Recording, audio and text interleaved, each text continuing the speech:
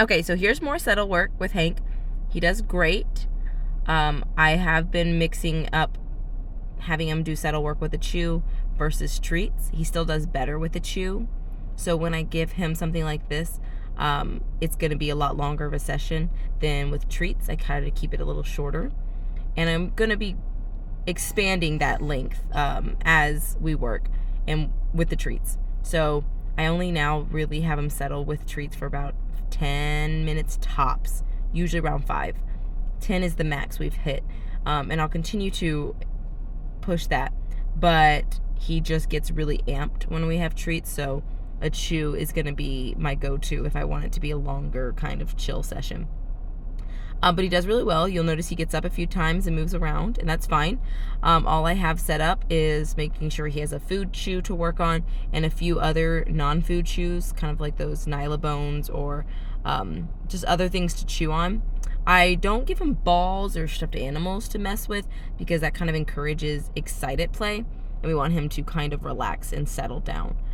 And he did great. He gets up, he tried to take the remote at the beginning there. I just ignored it. I didn't ask anything from him. I just want him to get used to settling in one place outside of his X-Pen, and he's doing really, really well.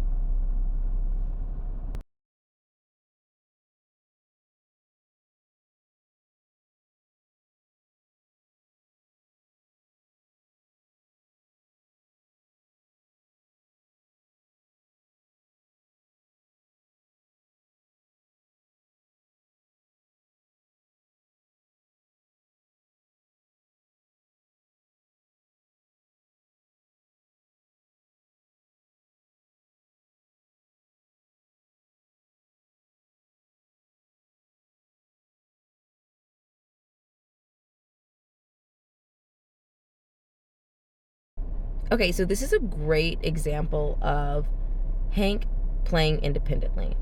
So I didn't set this up like we were going to settle on a mat. He's able to leave and play and grab toys and run around the house as he wants. But he has a really hard time engaging in toy play, appropriate toy play, without me playing with him. So he'll grab a shoe or a book or a remote without me playing with him, but I could have every toy I own out on the floor and he will pass them up for things that he's not supposed to have. So this week we've really been working on leaving those things out. Instead of asking him to drop it and then removing it from his environment, I ask him to drop it and then I leave it out where he got it. And then I will present him with other toys and options and really encourage him to independently play. And here he is just laying on his bed chewing this toy, which again, it doesn't look that exciting, but it's so great watching him do this. And throughout the day, I wish I could get better video of it, but every time he grabs my slipper and I ask him to drop it and put it back and I grab the phone, he just sits and stares at me like, okay, I'm ready. So this is the best video I could get of what I'm trying to convey, but he did really well. Okay, so you'll see here, my daughter's coming out to complain about whatever, and he does get up and go over to her and get distracted, and when he comes back, he has a little bit of a harder time re-engaging in that play, which is okay. His other options are to relax and hang out, and he doesn't really get there, but he also doesn't go into this, I'm gonna grab a bunch of stuff, I'm really hyped up, I'm gonna start nipping and pawing at you. He stays at a pretty cool, even temperament, and he even kind of jumps up on the couch in a minute and solicits affection without jumping, mouthing, and licking. So he jumps up here, he gets in my face a little bit, I lean back, and then he gets out, and then he goes ahead and he actually just sits down. And when he does these things, that's when I'll go ahead and give him, pets and affection. He's really kind of at the age where he can make the connection of like, how do I solicit pets? Right now he thinks he does it by jumping and scratching and biting at us.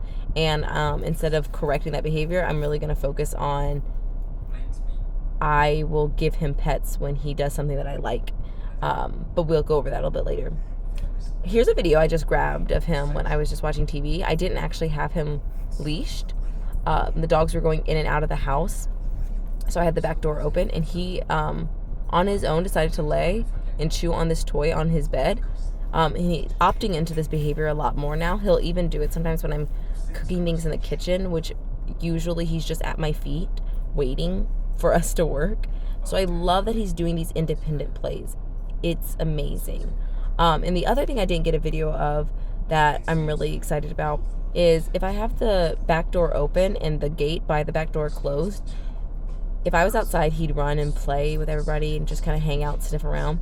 But as soon as I walked over that gate, even with the back door still open, he would just sit at the gate, wait for me.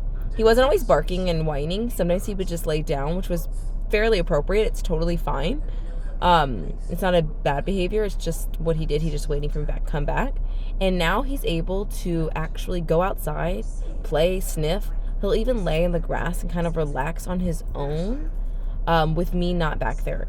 And that's a pretty big jump for him, and I was really excited to see that, because the independence in these guys are going to be really important when it comes to stressful situations or new situations or excited feelings or any of these things that gets puppies in trouble.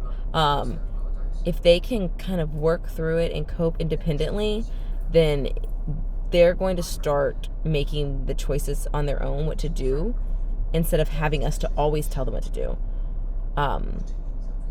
And again, it's kind of hard to see because it's hard to understand because I'm not videotaping that part. I'm just kind of explaining it, but we can go into it a little bit more next time we meet for our lesson, and I'll show you exactly what I mean about these independent behaviors that he's starting to do, that I really like to see.